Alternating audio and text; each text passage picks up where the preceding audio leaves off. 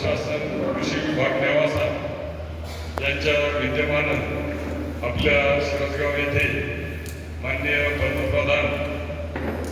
Modiji PM किसान सन्मान निधी योजनेअंतर्गत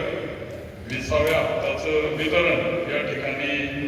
होणार आहे आणि पंतप्रधानांना विनंती करत आहेत की त्यांनी त्यांच्या हातमोज्यासह करणे देऊन त्यांना आशीर्वाद द्यावा.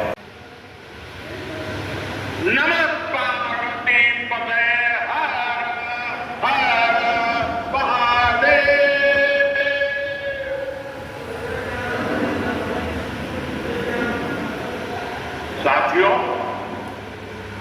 कुछ दिनों पहले मैं तमिलनाडु में